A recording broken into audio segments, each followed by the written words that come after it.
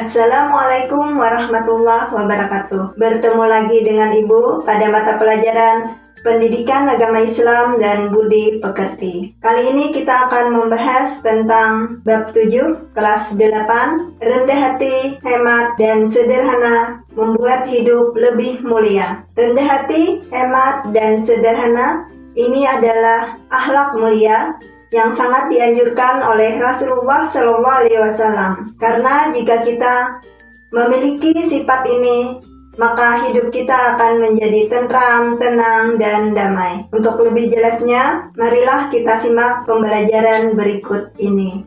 Pendidikan Agama Islam dan Budi Pekerti, kelas 8. Bab 7. Rendah hati, hemat, dan sederhana membuat hidup lebih mulia. Ayat Al-Quran tentang rendah hati, hemat, dan sederhana.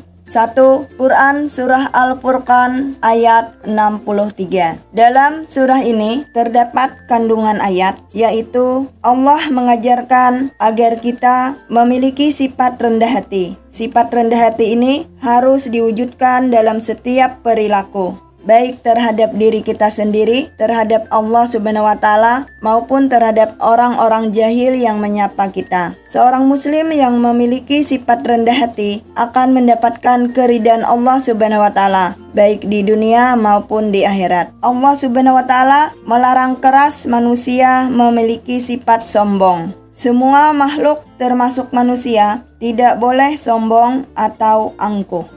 2. Quran Surah Al-Isra ayat 27. Dalam kandungan ayat ini menjelaskan gaya hidup kaum jahiliyah yang salah. Kaum jahiliyah adalah bangsa Arab sebelum mendapatkan pencerahan cahaya Islam. Mereka suka sekali berpoya-poya. Mereka beranggapan bahwa derajat, kemasyhuran, dan kehormatan dapat dilihat dari kemampuannya dalam berpoya-poya dan menghambur-hamburkan hartanya untuk berpesta pora. Dalam ayat ini Allah Subhanahu wa Ta'ala menegaskan bahwa berpoya-poya serta menghambur-hamburkan harta itu adalah pemborosan yang merupakan bagian dari perbuatan setan. Dengan demikian, sudah jelas bahwa tindakan semacam ini sangat dilarang oleh Allah Subhanahu wa Ta'ala. Sebaliknya, Allah Subhanahu wa Ta'ala mengajarkan agar hidup hemat, sederhana, dan peduli kepada orang lain dengan cara suka berdharma. Dengan tindakan mulia seperti ini, harta yang kita miliki akan menjadi lebih bermakna bagi kita sendiri dan bermanfaat bagi orang lain di sekitar kita.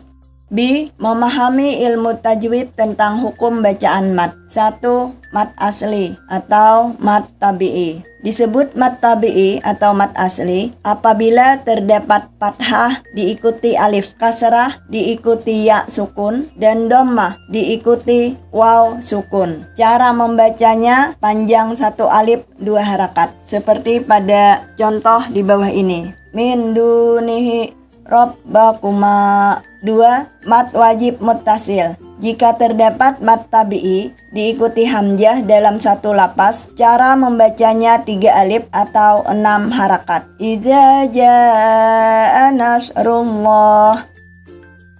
3. Mat jaiz munfasil. Jika terdapat mat tabi'i diikuti hamzah namun dalam lapas yang berbeda, dibaca panjangnya 1 alif atau 2 harakat, 2 alif atau 4 harakat, atau 2,5 alif atau 5 harakat. Contoh, wala antum abiduna ma a'bud. 4. Mat arid. Jika terdapat mat tabi'i diikuti wakaf atau terdapat mat tabi'i di akhir ayat, cara membacanya panjang 1 alif atau 2 harakat, atau 2 alif 4 harakat, atau 3 alif 6 harakat. Contoh, iyyaka na'budu wa iyyaka nasta'in.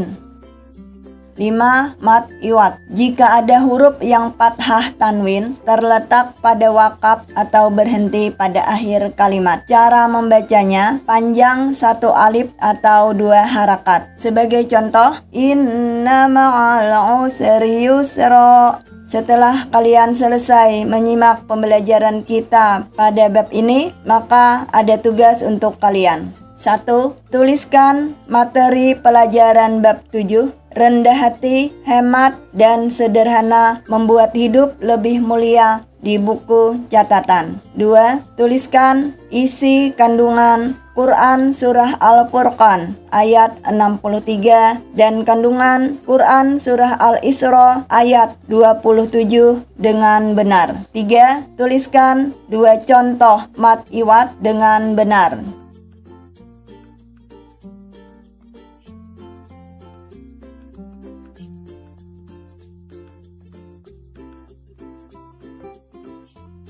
Demikian tadi pembelajaran yang kita laksanakan pada hari ini tentang sikap rendah hati, hemat, dan sederhana. Ibu harapkan kalian bisa menerapkannya dalam kehidupan sehari-hari. Karena ini sangat penting bagi kita semua. Kalau kita mempunyai sikap ini, maka hidup kita akan menjadi tenang, tentram, dan bahagia. Ibu akhiri dengan wabillahi taufiq wal hidayah.